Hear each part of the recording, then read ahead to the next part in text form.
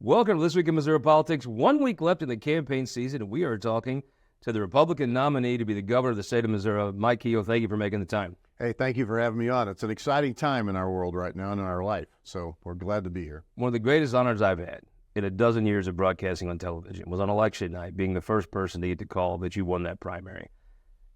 You know, it's almost a little anticlimactic, isn't it, this general election? Yeah, people say that around the state. I mean, we're working hard. I mean, yesterday, just for example, we started in St. Louis. We went to Hannibal. We went to LaBelle. We went to Edina. We went to Kirksville, Macon, and then back to Jefferson City. So just trying to make sure people know how important the election is, what the amendments are about. We don't take anything for granted, so we're going to work. Claudia and I are going to work hard all the way to the finish line. I believe you're the only campaign in the state that did an Edina to LaBelle campaign swing in the last 2 weeks. Well, that's not very far apart. No. So it's good. And there's a lot of cool little businesses in those towns we like to stop and see. And so good eating up there. Really good eating. There's a malt place. It's called the Handlebar Coffee Shop in LaBelle. Jamie Siminoff, the guy who's Ring Doorbell, he's now got a farm up there, and he invested in this and turned it over to some local people to run. Great chocolate malts. That's my tip of the day for you in LaBelle. Get your cheeseburger next time you're in Edina up on the Route 5 Cafe. Ain't going to be any better. Hey, in Edina, you go to Jared's Jams. Yep. And he makes the best jelly you've ever had in your life. So. You're the only person in the state that I can do this with, and I'm worried might get the better of me. Well, I don't know. We should write a book on places to eat across the state. So, all right, tell me what you're hearing when you go to Edina. What folks a lot of excitement, and curiosity, and kind of uneasiness about what's happening nationally. To be honest with you. In Missouri, we're going to be a Trump state. I don't think there's any two ways about it. And folks understand that, but they're curious about where the rest of the country will go. Because when you look at anything we have, whether it's inflation, immigration, crime, et cetera, a change at the national level has to happen. And Missourians are telling us that every day we're out, all day long. And that becomes a large part of the conversation. Made a little news talking about taxes. A lot can be spun out of this. Give folks that I think your average Missourian just want to pay the least taxes they can pay, and they want it to make sense. Including me, by the way. Yeah. What is your goal on how Missourians should be taxed and pay for state government? Well, the largest tax Missourians pay is their state income tax. Mm-hmm. And if you talk about economic development, we have a great state to talk about with workforce and location and all the things, but tax policy is a big thing people look at. We have lowered our state's income tax since Governor Parson and I and other legislators, have been there. Eric Schmidt was the one who actually started this process from 6% down to 4.7%. We'd like to take it from 4.7% to 0. And there's a way to do that and still pay for state government, because people ask all the time, well, how would that work? And I'm like, well, we've just dropped it 1.3%. We've record funded education. We've funded public safety. We've done all the things government's supposed to do, record investment in infrastructure. So there's a way to follow Ronald Reagan's economic theory. That is, if you give money back to Missourians, you'll get a return on that investment, and they'll spend it better in government. Can Missourians trust you not to turn this into some sort of Kansas where it looked like a bunch of stunts that blew up? You can't do that. They got a little too aggressive and went just in an irresponsible way, I would say. So when our tax plan doesn't happen overnight, so I always want to paint that picture for Missourians, it's not going to be like on day one it's going to go to this. You're going to need a ramp, a runway, if you will, to get to that spot. We think there's a way to do it. Let's talk about, you made a campaign pledge to get rid of DEI in the state of Missouri. How long will it take you before you can look a guy in Edina in the eye and say, look, you're no longer working and swinging this hammer today to pay for this Marxist silliness that you don't want? Well, first of all, a guy in Edina doesn't understand why we have DEI or what it is. I think a lot of folks. That would be the first, right after the bottle of beer, that's what they're going to say. What is that all about? But you've seen some progress on that. Moon did a good job up in the University of Missouri. I called him. I went and saw him. I said, thank you for leading the way on this. It's just a matter of time, Scott. We just need to make sure our state agencies, schools, et cetera, if they're getting taxpayer dollars, Missourians aren't investing in that process. And so it's all reverse discrimination. Need 6 months in order to clean that up? I wouldn't put a time on it, but it will certainly be a focus of what we make clear should we win to our cabinet members. I've had some folks, it's interesting, about your approach to this job. And I'm like, I sit up in the peanut gallery in the Senate and get to watch. You've been able to actually accomplish things. Maybe not whine about it on Twitter as much as others, but the education reform, something that I know is very important to you. I don't think that gets done without you, not on Twitter hollering at people, but I watched you go in and out of House offices. You were working the entire first floor, bringing in folks. I know that's important to you. What does ideally education reform look like in a Kehoe administration in the state of Missouri? Well, first of all, governing is about relationships. And sometimes you need relationships with people that don't agree with you. They could be Republicans, Democrats, it doesn't matter. You know me, I'm always trying to find a way to figure out a path forward with a relationship. So when I need to talk to somebody about a vote on a particular issue, we have an established relationship. Education reform has just been started. 727 was a great bill. I really give a lot of credit to Andrew Koenig, who's worked on countless bills. He was another kind of a quiet guy in the Senate, but he worked behind the scenes to get things done. And others in the House who really did a good job of kind of shepherding that across the line. Certainly soon-to-be Speaker Patterson was very instrumental in that. I think we've started that now, and parents want to make sure they have options. Kids should not get the education just based on the zip code they were born into. Sometimes that works great. We have districts right here in town that you know of that are rock star public school districts. So, well, the Blair Oaks Falcons, I think. Well, I can't say that out loud, but, you know, that's your favorite team in school, I think. But there's just an example. There's a lot of school districts doing things right. They're not caught up in all this woke craziness, but there's some that need a lot of help. So we're going to continue to work on options for parents for education. Do you think it helps get rid of some of the woke silliness in these school districts when at the top? When the governor of the state says, we're not doing woke silliness here at the Truman Building, so, you know, don't do it at Francis Howell. Oh, you definitely lead by example. That's been my whole life. I mean, there's nothing that I'll ask other people to do that I haven't done myself, and you're right, starting in state government sets the tone. Amendment 3, you're against it. I've heard you say it a bunch of times. It feels like to me that when the Supreme Court left it to the states, as most pro-life folks wanted them to do, this looks like it's going to be an every 2-year fight. I mean, if Amendment 3 passes, I think it's silliness to say you've ran as a pro-life candidate. You've told the people of this state you're pro-life. I assume a supermajority of legislators will be elected saying they're pro-life.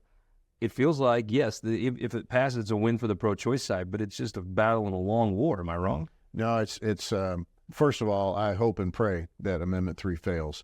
Rural Missouri has really come out strong on No on 3, and so our urban areas, specifically St. Louis, hopefully they will take time to actually read that language because it's very misleading. When you start reading it, you'll see how extreme Amendment 3 becomes. But you're right. We're a pro-life state. You have pro-life legislators in both the House and the Senate. No matter what different organization says they're pro-life or not, I can tell you this is a pro-life legislature. And so, has there been a problem with the leaders in the pro-life community? I mean, it feels like, as I sit up in the Senate, the only thing some of these people hate more than abortion is other pro-lifers. It feels like it's a disjointed. There's a lot of organizations that are all good-hearted people really trying to protect life. And so if I had one wish, I would ask all those organizations to get together and work in a common way with legislators on issues with messaging. And I think their message could be that much more powerful. It does feel like the situation has some disjointed parts to it, and it's not amplifying the true pro-life nature of the state.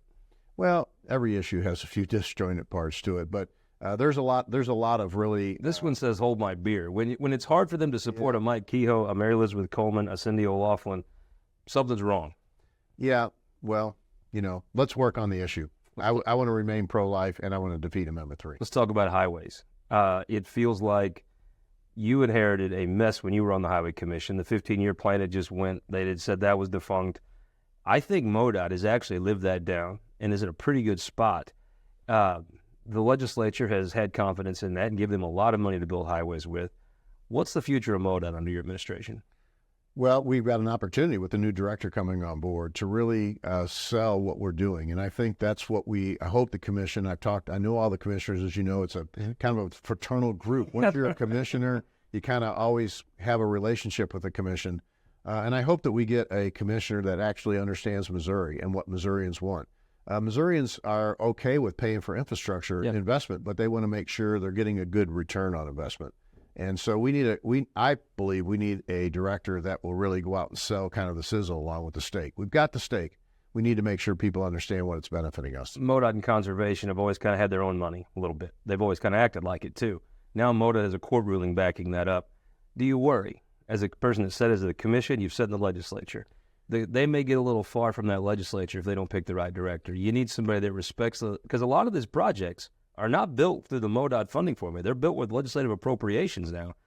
Do you think the right commissioner needs to have a balance with the legislature and the commission? I've been very vocal with the commission to make sure they understand the next director needs to maintain the best relationship he or she can with the state legislature. because you're right. They do have a single source funding, or one of the largest single source funding, as well as conservation.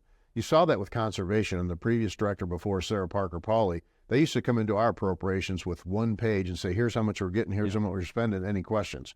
Sarah actually opened this thing up and went line by line, even though constitutionally she probably didn't have to. MoDOT needs to make sure they're doing the same thing. No matter whether you get your funding source from a constitutional amendment or not, you need to have a relationship with the legislature. They need to know what projects are going on. They need to understand the thought process. My buddy Greg Keller sent out a tweet. It wasn't even funny. It was talking about how important it would be to form a relationship with the legislature. It feels like you start on day one with that relationship ready to take on big things. First of all, Greg Keller made fun of people who back into parking spots. And one Claudia Kehoe really took exception to that because she's taught all of our kids how to back into parking spots. I don't know where he got this anti-backing into parking spots. If Bruce can back that bus into a parking spot, I just take my hat off. You know, you forged a relationship with my secret weapon, Bruce, so I'll let you figure that out.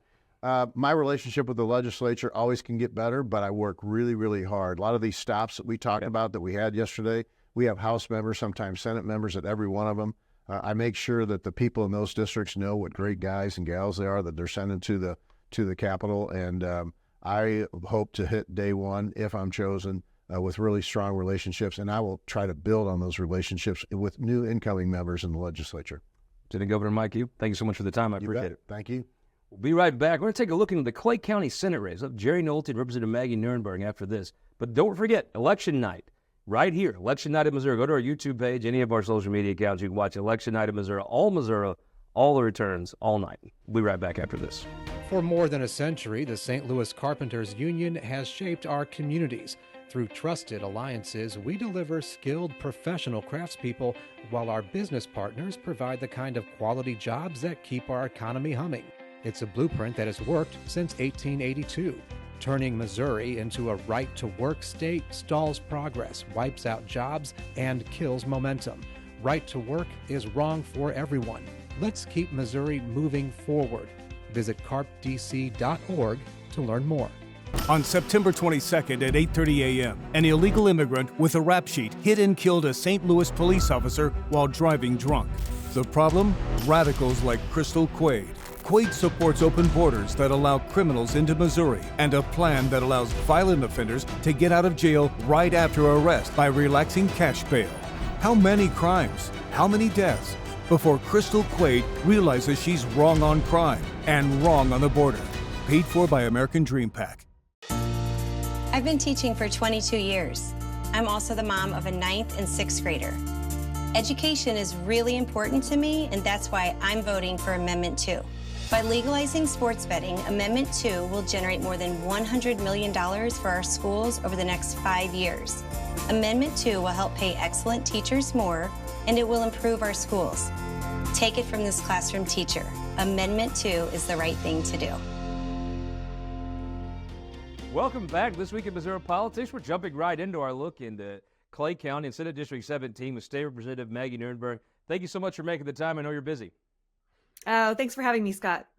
So this is the second to last Sunday with the Chiefs. So we know we're getting it when the Chiefs are 6-0. We're getting into the season here. Mizzou's getting into the season. It's getting to be fall. What are you hearing on the doors out there? Well, we're soon to be 7-0, so I'm excited for that today. You know, we're having incredible conversations at the door, and I've been overwhelmed by the hope and the optimism that I'm hearing from voters. They're excited to vote on Amendment 3. They're excited to have their freedoms back, and I'm really optimistic about what our results will look like on November 5th. You know, I do think there's a lot of folks who consider themselves to be pro-life, who have voted for people in part because they shared a pro-life belief, that are probably open to voting for Amendment 3. That's the sense I'm getting. Now, I don't know how them actually will, but I do feel like if you had to pick a side, you'd rather be the pro side of Amendment 3 right now than the anti-Amendment 3 side. Yeah, of course. And I've talked to so many Republicans, independents, moderates, and folks are fed up with the extremism. And I don't care who you are. The vast, vast majority of Missourians think there should be exceptions for rape, for incest, clear exceptions that line out health risks for the mother. And I've talked to so many families that are ready to vote yes on this. Again, that typically that consider themselves to be pro-life, but they think Missouri simply has gone too far and they're ready to vote yes on 3. Tell me about your race. What are folks talking to you about state government when you're out visiting, maybe at an event? Yeah, no, I hear a lot that they're sick and tired of Missouri being in the news for all the wrong reasons. They want Missouri government to be boring. They want to see moderation and a lot less extremism. I hear that Not every boring. day. I mean, what about the folks that was rattling the cage? Oh my goodness. They're like, can we just get back to actual governing, right? And that's what I think this is all about. So I'm excited. I think we're going to see a lot of good things happen, especially in our suburban districts where people are simply fed up. Maybe they've been voting Republican for the last few cycles, and I think they're ready to vote for Democrats this year. So let's talk about organized labor. Big plant. My F-150 tour is coming to Clay County this weekend, and it's actually for my truck. It's coming home to Clay Como. Absolutely, yeah. Tell me about UAW and where they're lining up in this race. Yeah, so I've been really thrilled to have the support of the hard working men and women of UAW 249. These folks are out there 3 shifts during the day, thousands and thousands of workers. And I think manufacturing, quite frankly, is the most important thing that we do in the state of Missouri. And I'm really proud to have those who built your truck endorsing our campaign. They're not just out there with their endorsement, but also with their man hours. When they're not on the plant floor, they're out knocking doors for us. They're out putting out signs for us. I mean, I really can't say enough about these hardworking men and women. I'm really fortunate to not just have their support, but a lot of different labor organizations across the state. Okay, so I thought you were about to walk into this seat. Then there at the end, Jerry Nolte comes in, a longtime politician, very well known in Clay County. And I think we're going to have Jerry on next. I've heard Jerry basically say there's not that much difference between his brand of Republicanism and yourself. How do you differentiate yourself from Commissioner Nolte? Yeah. So first of all, I'm the first to admit that Jerry's a very formidable opponent. And quite frankly, we had a conversation just recently after a forum, and he said, Maggie, do you really think I'm an extremist? And I said, Jerry, when I look at your voting records, your voting record is extreme. I do not think that the people of Clay County, and I've heard this from voters, think that you should have restricted access to birth control, to make Plan B a Scheduled I drug. I mean, these are very common sense things. And again, I think voters are kind of fed up with this. Yes, Jerry's a nice guy. I go to church with Jerry. I mean, I have tremendous respect for what he has done and giving so much of his time to public service. However, voters have had enough of the extremism in Jeff City. And I think that's where they're landing with me. And they just want to get back the basic business of government and moderation. Basic business of government. He's only my last guest, Mike Kehoe. Let's talk about that governor's race. You know the Democratic nominee extremely well. She's a very aggressive campaigner, Crystal Quaid. Tell folks about her. Oh, man, I have tremendous respect for Crystal and what she's done. I mean, she has been able to lead our caucus the last 6 years with dignity. I think she's gained a lot of respect across the aisle for what she's done. We have advanced more Democratic policies in the last few years, both through the budget and policy bills, because Crystal was our leader. And she was able to be an expert negotiator. And oftentimes, I think Crystal was a bit ninja-like working behind the scenes, but that's how she got stuff done. And I'm really excited for her to continue to bring her message across the state. We're seeing overwhelmingly in rural areas how popular Amendment 3 is. And I think Crystal's doing a very good job of tying her campaign to Amendment 3 and restoring freedoms. And that's what common sense Missourians want. Here we are 10 days out. Last question. Number one, what is it? What do you do on a Sunday when you would naturally be door knocking, but the Chiefs are on? Oh, so I'm obviously watching the Chiefs, and honestly, I've been texting a lot of folks. I'm writing thank you cards to my donors. The work never stops. I've not taken anything for granted in this race. It is literally all day, every day. Do I stop? And absolutely, when Patrick Mahomes is driving down the field, every day, but when the Chiefs play, right. But when the Chiefs play, absolutely, Mahomes is taking them down the field. It's been amazing. Our offense is on fire. Our defense is on fire. I love watching Spags on the sidelines, figuring out how he's going to stop the next play. I mean, it's been awesome. And to have young kids right now experience what the Chiefs are and have those incredible role models in our community, I mean, it's been something else, and it's really fun to be part of. I grew up in the 80s being a Cardinal fan, unlike my son who grows up in the desert years of being a Cardinal fan. Maggie Nurrenbern, thank you so much for the time. Good luck. We'll see you out there on the F-150 tour.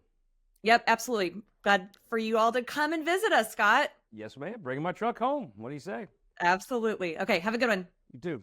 That was State Representative Maggie Nurrenbern. She is running in the very close Senate District 17 race. We'll be right back and talk to her opponent, former Commissioner Jerry Nolte, or current Commissioner Jerry Nolte, after this. We have 2 beautiful boys, but along the way, we had 3 miscarriages. I'll never forget the day the ultrasound tech just left the room. There was a complication. An abortion was the right decision for us, a private medical decision. Missouri's abortion ban is terrifying. There are no exceptions, and doctors can't provide care to women miscarrying. Vote yes on Amendment 3 because these decisions belong to us, not politicians. You know, Missouri farmers have been doing what's best for their land for generations. After all, no one knows what it takes to feed and fuel a growing global population better than they do. So why are trial lawyers threatening Missouri farmers' best defense against weeds? Our farmers don't need to be controlled. They need to be supported. Keep glyphosate in our state. Show your support at TakeControlMissouri.com. Paid for by Modern Ag Alliance in support of Missouri farmers. Data captured by our state-of-the-art monitors helps us pinpoint the timing and location of severe weather more accurately and respond to trouble more quickly. Ameren Missouri's investment in smart technologies like this is one way we're improving reliability and restoring power faster than ever. Responding to trouble before trouble hits. That's energy at work. Ameren, Missouri. Welcome back to This Week in Missouri Politics. Let's jump back into Clay County in Senate District 17. We are now joined by former State Representative and Commissioner Jerry Nolte. Commissioner, thank you so much for making the time. It looks like we are catching you on the campaign trail, literally. It's at this point, it's a 24/7 kind of an operation. I do have a few wasted hours when I sleep, but apart from that, I'm on the job. Okay, honestly, I thought Maggie Nurrenbern was going to walk into this seat. I didn't think she was going to be seriously challenged. Then you come in. I'm not sure there's anybody else in Clay County that could make this like a legitimate top-tier race. You have made this an absolute dogfight. Well, thank you. I mean, the thing is, the people in this in this area in the Northland have been awfully kind to me and awfully good to me, and I absolutely appreciate the support I've gotten from our area. There's a long list. This seat had been Republican for some time. Although the seat had been Republican because it was much went a lot further north into Liberty and some other areas. The seat, as the Northland has just grown by leaps and bounds, the seat shrank a little bit. Lauren Arthur held it for a term and a half. It is thought to be a Democrat seat. Let me just ask you: the word I get on the ground is, yes, maybe the majority of the folks are Democrats. But there's a sizable number of Democrats that are maybe not willing to vote for a Republican, but they're willing to vote for Jerry Nolte. Once again, people have been very, very open and very happy to talk to me, and I appreciate that. Something that occurred to me when I started this particular race is my first race for House was 2004, and I have never run in a majority Republican district before, and I don't know that I am now, so this is pretty much what I'm used to running in. That's probably why you're the one person that I think I've seen some people that make money decisions have decided, okay, we're going to invest in this because, yeah, you've won races that you probably shouldn't have won before. It's it's a matter of just being here and just being open with people. And like I say, the Northland is a really, really friendly spot. I say that because I've been here all my life and I don't have the benefit of comparison, but my gut tells me that this is one of the more friendly parts of the state where people are willing to sit down and listen and have a reasonable discussion and not and see what a person is worth and to see what it is they're thinking. So what are they asking you about? Like what's on the voters' minds that you're talking to? Sure, taxes, property taxes. We've worked very hard to bring property taxes down in Clay County. So. What's going on right now is the Senate Bill 190 issue. We are implementing that, so that is something that is very popular. But we also ran we are the only county to have ever lowered the commercial surtax in this state, and we did it, again with less money than those who had the other point of view, and we were able to get that done. The other things they're concerned about, law enforcement, they are very focused on that. Also inflation in the economy, economic development, and I think I've delivered on economic development during my career with the Ford Clay Como plant. So that's something that I was very honored and proud to be a part of. So what made you jump into this race? I was wondering. I mean, obviously, you didn't have to do this, something you chose to do. You knew you're taking on another tough district race. What made you jump in? Well, I've been a county commissioner now. It's going to be 10 years at the end of this year. And I felt as though we had done a lot in the county. We had brought us from a county that people were a little bit shy to say they were from. There was a little bit of shame that was attached, unfortunately, because of the dysfunction in our government. But we were able to bring it around to where we went from that to a county that is actually negotiating and is in play for a sports franchise. We've come a long ways. We've had a new constitution. We've really turned the county around. And one of the things that I saw in Jeff City was, unfortunately, a lot of the turmoil that we went through 4 or 5 years ago. I believe I can be a force to help push that along into a Senate that is higher functioning and to where we are actually working together for the good of the people. We disagree, but then we go and we turn it around. I love a downtown ballpark. It sounds wonderful. But I'm very familiar with downtown Kansas City. I've never seen a plan that really looked like it had enough just acreage to put a ballpark on. I've been up to the Northland spot. My goodness, it just looks like it fits like a hand in the glove to set the Royal Stadium in the Northland. It just like it serves so many purposes to do that. What is the impediment of getting the world to say, yeah, we want in on this deal? You know, I think it's doing our due diligence. I realize that we've been doing this for a little bit, for a while, but from my point of view, one of the things that is the gold standard on how we go forward is it a good deal for the folks in Clay County? Is this something that I can go to the people, look them in the eye and say, I believe this is a reasonable return on investment, and then, thank you, and then ask for their support. But at the end of the day, it has to be the people who decide, and I think it just takes a little while.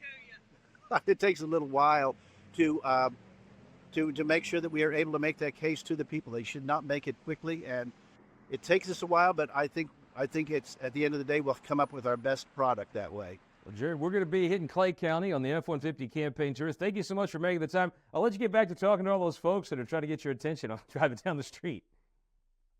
Well, and thank you for calling it the F-150. After all, we are the home of the Ford plant, and exactly. I myself own a fine Ford vehicle. I love it. Commissioner, thank you so much. I appreciate it. Thank you for the time to talk to me. Bye-bye. And that was Jerry Nolte, Commissioner, running in a tight race in Senate District 17 up in Clay County. And that'll be that is a look into that race. And we'll be back next week for a pre-election edition, big special edition. We'll make all the predictions. Tomorrow night, Halloween night, you can watch us on KMOS, PBS in Central Missouri. We'll have our pre-election special. Mike Mahoney and I and a cast of friends will be great. Then remember, Election Night in Missouri. Go to the Missouri Times YouTube page, all election night for all Missouri, all night. It's Election Night in Missouri. We'll see you back here next week for This Week in Missouri Politics. This Week in Missouri Politics is sponsored by the Missouri Automobile Dealers Association, Ameren, Spire, and the United Electric Cooperative.